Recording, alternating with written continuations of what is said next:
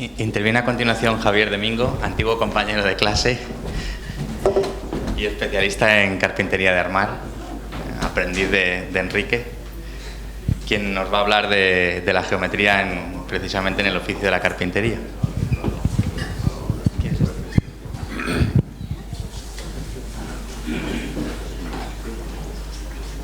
Bueno, sin perder más tiempo, muchas gracias a la organización por invitarme.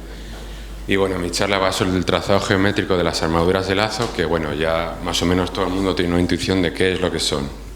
Hago una breve introducción histórica conocida por todo el mundo, que es que bueno, tiene influencias de dos culturas diferentes. Una es la que nos viene de lo que es centro y norte de Europa a través de las invasiones germánicas, y fundamentalmente de lo que es Europa nos viene lo que es la tecnología carpintera. O sea, en toda Europa la carpintería era algo que se dominaba perfectamente por la abundancia de bosques de madera.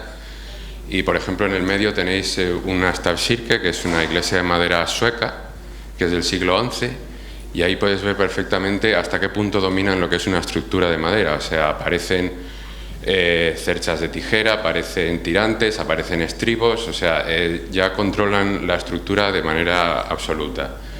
La influencia que ejercen sobre el territorio hispánico pues se puede ver, por ejemplo, en San Juan de Baños, que se construyó 50 años antes de la invasión musulmana, y aunque la techumbre que tiene hoy en día no es original, sí podemos saber que tenía una techumbre de madera semejante, porque por la estructura de los muros, el claristorio que tenía y muchas otras cosas, sabemos que había una estructura de madera pensada para ser vista.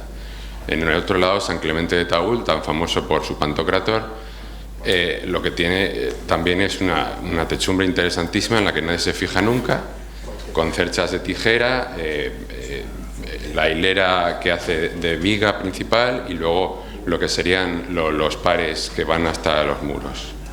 Entonces, bueno, San Clemente de Taúl, digamos que es algo que desciende de lo que es el románico lombardo, que viene de Italia.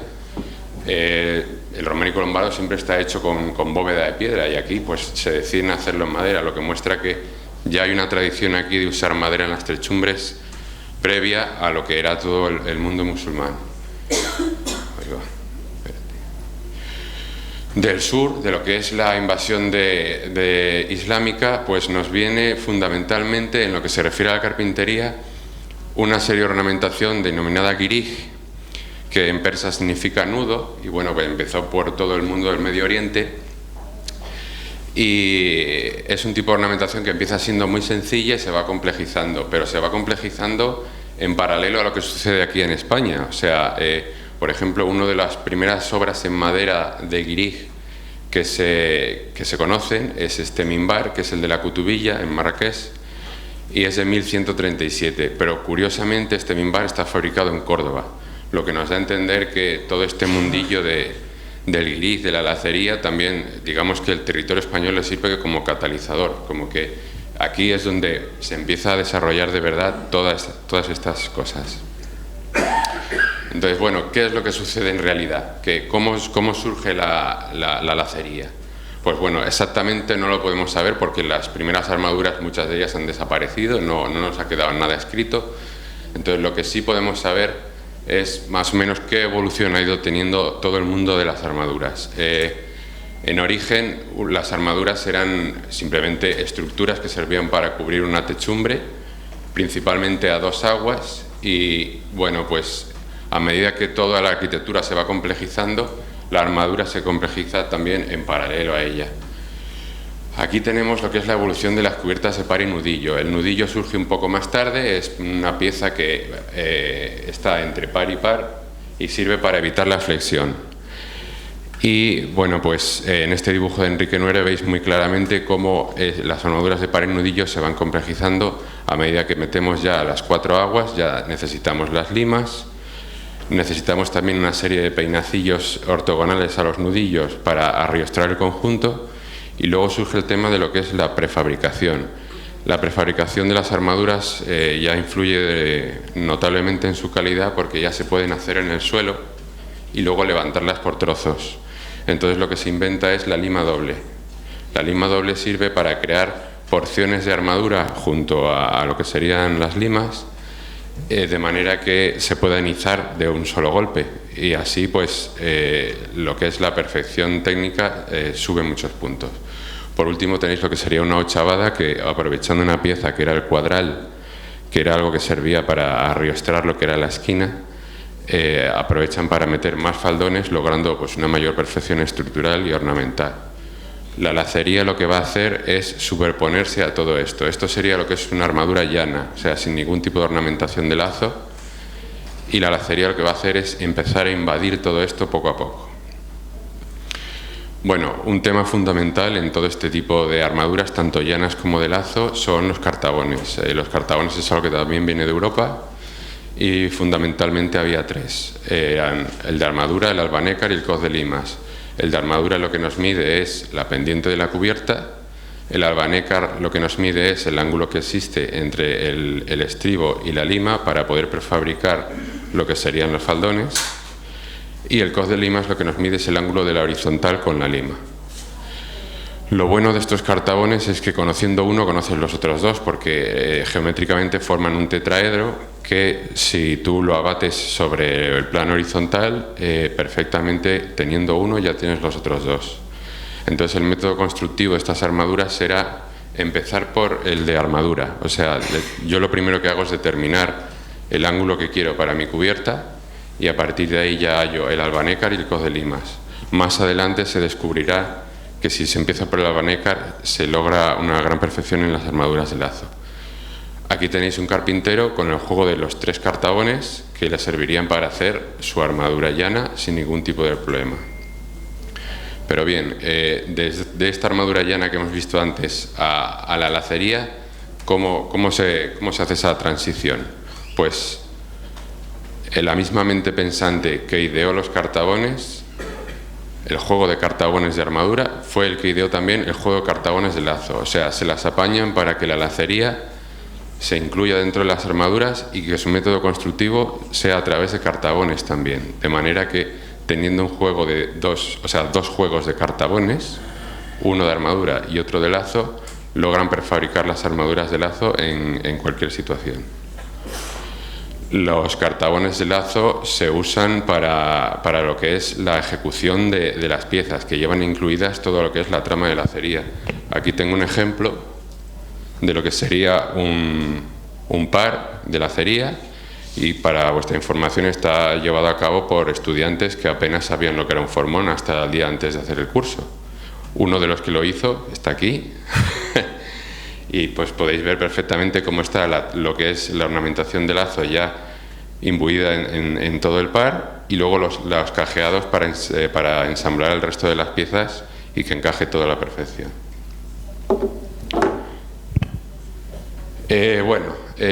Voy a poner 4 ejemplos, voy a intentar que me dé tiempo.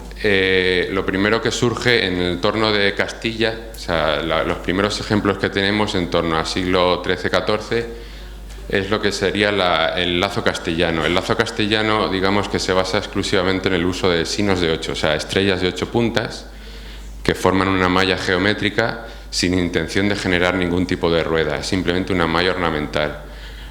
Muchas veces lo único que hace es desparramarse por el almizate, por lo que es el plano de los nudillos, el plano superior horizontal, y la ornamentación se basa exclusivamente en eso. Tenemos el ejemplo de la Sinagoga del Tránsito en Toledo, por ejemplo el convento de Santa Clara, Salamanca, y San Antonio el Real en Segovia, lo que sería el claustro.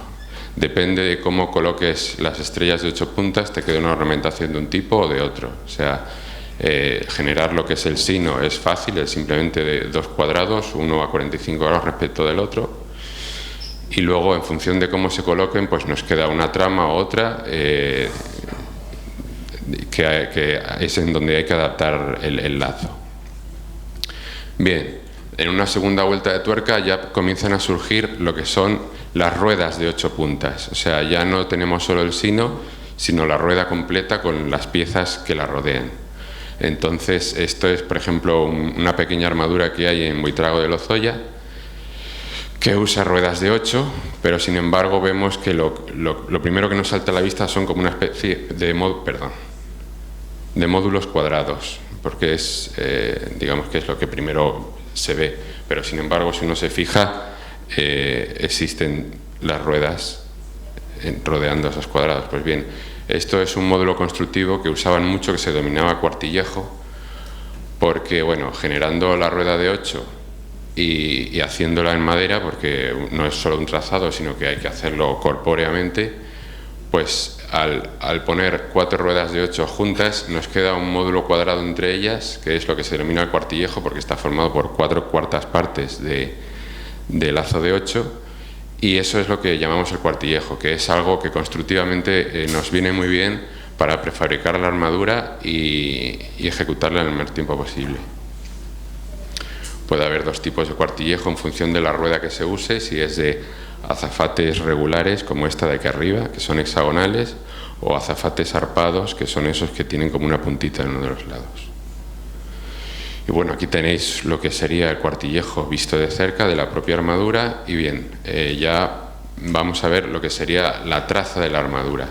Como os expliqué, antes se empezaba, bueno, en este tipo de armaduras, por donde se empieza es por el cartabón de armadura. O sea, lo primero que yo decido es qué pendiente quiero para mi cubierta. En este caso se eligió una pendiente de 45 grados, que es el cartabón de 4, con lo cual sale un albanécar de 54 grados. Entonces el albanécar, como hemos dicho, es este ángulo de aquí, el que forma la lima con la solera. Pues lo único que tenemos que conocer es la dimensión en planta que queremos para nuestra armadura, y ya tenemos lo que sería una especie de plantilla para el faldón. Como va junto con el almizate, basta con conocer esta dimensión para tener ya nuestro almizate cuadrado. ¿Cómo metemos aquí los cuartillejos? Pues tenemos que tener muy claro, aparte de las escuadrillas de la madera, por dónde queremos que discurra la estructura portante, porque esto tiene que sujetarse. Si son todo palitos sueltos, puede que se nos caiga. Entonces, lo que hay que decidir es cuáles de estos palos van a ser los que sean enterizos, o sea, los que nos discurran por todo el faldón. Pues elige que sean estos 4 de en medio, porque van a coincidir con los nudillos que va a tener el almizate. Entonces es simplemente como una especie de recortable. Nosotros tenemos una trama de cuartillejos aquí, le ponemos nuestra plantilla de lo que sería el faldón y lo adaptamos siempre a la estructura que tiene que llevar esto, que sea portante, y respetando siempre los anchos de madera y las calles entre madera, que en este caso, por ejemplo, es a calle y cuerda, que significa que entre 2 maderas siempre hay el doble del ancho de la propia madera. Bueno, pues nada, recortamos y de momento nos queda un primer esbozo de lo que podría ser el faldón. El recorte es bastante brusco, o sea, como no coincide con la trama de lazo, pues corta por donde corta, y es lo único que podemos hacer, pero de momento vamos más para adelante. Ahora pasamos a lo que sería el almizate. Pues se hace lo mismo, o sea, se coge la trama, se adapta a los palos que ya nos venían por el faldón, y ya tenemos nuestra trama del almizate perfectamente colocada. Entonces esto sería lo que es un intento primitivo de lo que es la muestra de la armadura, pero faltan las limas, que es muy importante, porque las limas era lo que nos permitía que todo el conjunto fuese solidario y se pudiera izar de un solo golpe. Entonces las limas van a respetar estas distancias de calles y cuerdas, y lo que tenemos que hacer es meterle la lima en paralelo al albanécar que nos había salido, y luego añadirle una serie de piececitas que son las arrocabas, que nos sirven para unir un faldón con el de al lado. A la vez, la trama de lazo tiene que modificarse para poder encajar con la lima, porque como está recortado bruscamente sin saber muy bien por dónde va a ir, pues siempre hay que meter algunas modificaciones en la lacería para que todo encaje de manera más o menos armoniosa. De esta manera ya tendríamos lo que es la muestra de la armadura. Esto es lo único que le hacía falta a un carpintero para poder ejecutar una armadura. No le hacía falta más, porque todo lo que es la tecnología de los ensambles, de los cajeados, de cualquier tipo de cosa que hubiera que hacerle a las maderas, ellos ya sabían hacerlo de antemano. O sea, lo único que les hacía falta era esto y la dimensión de la estancia a cubrir. Pues ya teniendo el faldón completamente diseñado, no les hacía falta hacer algo tan detallado como esto, les bastaba con la muestra anterior. Pues ya tenemos lo que sería el esquema básico de la armadura. Aquí os he querido señalar, pues bueno, para distinguir bien lo que sería la estructura portante, o sea, a base de los pares enterizos, como este que os he enseñado antes, que es un modelo a escala de eso. Las péndolas, que son pares que llegan simplemente hasta, perdón, que me confundo de botón, que son los pares que llegan simplemente hasta la lima, y luego una serie de peinazos horizontales que sirven para restaurar el conjunto. Aquí lo que os he mostrado es ya con los cuartillejos metidos a medio montar, o sea, sin terminar, y luego finalmente ya con todas las piezas, ya la armadura terminada. El cuartillejo es un módulo constructivo que se ejecuta muy fácilmente. Lo primero que se hace es ensamblar todos los peinacitos diagonales. Una vez que están ensamblados, se le meten los peinazos horizontales, uno por arriba y otro por abajo, y nos genera una especie de bandejita que ya podía ser módulos prefabricados que ya estuvieran por el taller, y lo único que hay que hacer es terminar de ensamblarlos a los pares, o sea, se ensamblan a los pares y ya tenemos lo que es la armadura. Obviamente hay cuartillejos que hay que adaptar porque pillan junto a la lima, entonces esos son los módulos más complicados porque necesitan una adaptación de la lacería.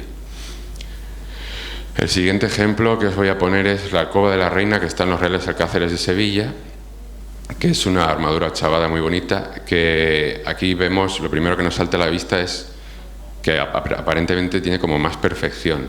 ¿Y a qué se debe esta perfección? Pues a que lo que es las limas, o sea, por donde discurren las limas, está completamente adaptado a la trama del lazo, o sea, no hay ninguna discordancia, no hay que adaptar el lazo para meter la lima, es todo un conjunto unitario. ¿Y cómo se consigue esto?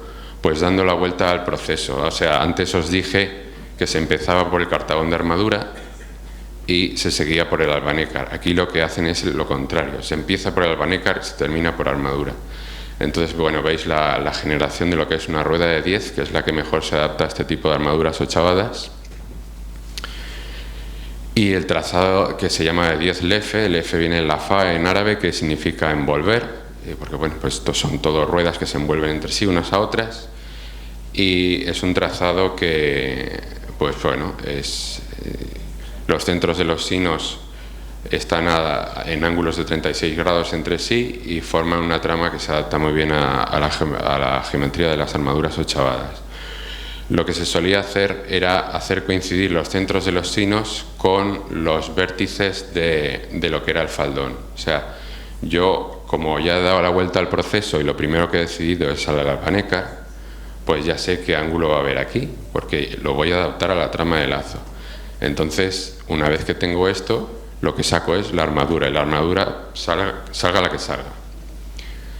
Bien, pues teniendo ya lo que sería, digamos, un primer intento del faldón, veo que no me coincide exactamente con lo que yo quiero, porque hay ruedas que están a medio recortar, etcétera. Pues ellos lo que hacían era jugar con las ruedas, o sea, las movían, hacían determinadas, digamos, movimientos que les permitían conservar el trazado de manera que se podía llegar a hacer una armadura perfecta para que encajase con los faldones laterales. Entonces, pues veis que antes las ruedas estaban más hacia afuera y ahora las ha hecho coincidir todas con los vértices. Y teniendo ya nuestro faldón, directamente lo único que hay que sacar es el almizate, que al ser ochavado la primera intención de siempre es generar una rueda de 8 que sale muy fácilmente, y al tenerla que adaptar a su perímetro exterior, conservando las calles y las cuerdas y todo este tipo de medidas, pues el almizate sale de manera casi automática, y así obtenemos una vez más la muestra, que era lo único que le haría falta al carpintero. Hoy en día nos molestaríamos en dibujar una planta, pero realmente para un carpintero es algo inútil, no sirve de nada dibujar una planta, porque no se puede medir, no conserva no está en verdadera magnitud los faldones. Y bueno, el último ejemplo que pongo son una serie de armaduras con las que Enrique Nuer empezó su oficio como arquitecto carpintero, que eran unas armaduras que estaban arrumbadas por ahí en unos almacenes de la Alhambra, y se iba a hacer un museo de arte hispano-musulmán que finalmente no acabó en buen puerto. Y bueno, pues esto demuestra que la perfección geométrica de estas armaduras fue a más todavía, porque siempre había alguna imperfección en lo que era la junta de los faldones con el almizate. Pero si nos fijamos más de cerca, esta armadura, por ejemplo, es la del convento de la Merced, y es la que voy a usar de ejemplo para que veáis cómo esta trama, este intento de perfeccionar todavía más lo que es la geometría del lazo, ya incluyó el almizate, porque si nos ponemos a contar en una rueda de estas que forma un triedro, vemos que tiene 10 brazos. Y si sabemos que los faldones tienen geometría de 10 y que esto es un octógono, es absolutamente imposible que esta rueda pueda tener 10 brazos, pero uno tiene que romperse la cabeza para llegar a concluir que es que realmente lo que ha hecho el carpintero es engañarnos. Ha usado una rueda que sería imposible de construir completa, porque sería una rueda de 10,666 brazos, pero lo ha hecho de tal manera que, como está en planos diferentes a los del faldón, nuestro ojo es incapaz de comparar ángulos. Entonces ha inventado una rueda imposible, pero que encaja perfectamente con la geometría de la ochava del almizate, de manera que nos da la impresión de que todo está hecho con ruedas de 10. Lo mismo sucede con la armadura de San Gil, que puede que sea uno de los ejemplos más espectaculares que se han hecho nunca de lazo, porque además combinaba ruedas de 10 y de 20, o sea, una armadura peinazada con ruedas de 20 es algo complicadísimo de hacer, porque al ser algo estructural deja unos azafates enormes a través de los cuales no puede atravesar ninguna madera, o sea que tiene mucho mérito. Y una vez más, en el almizate lo que hace es volver a engañarnos con la rueda de 10,666. Se genera una rueda de 10 brazos, que además encaja perfectamente con la rueda de 10 brazos adyacente en el siguiente lado del octógono del almizate, de manera que si unimos todos los sinos nos formaría un octógono, y es imposible que con ruedas de 10 se forme un octógono. O sea que eso nos da otra vez la idea de que nos ha vuelto a tomar el pelo, pero de una manera tan profesional, dominando la geometría de tal manera que no nos damos cuenta. Y bueno, quería acabar simplemente la charla con una imagen de lo que es una de estas armaduras, que fue con las que empezó Taugel, y que tristemente pues siguen abandonadas y cogiendo polvo en la Alhambra, y bueno, esperemos que algún día puedan servir para algo. Muchas gracias.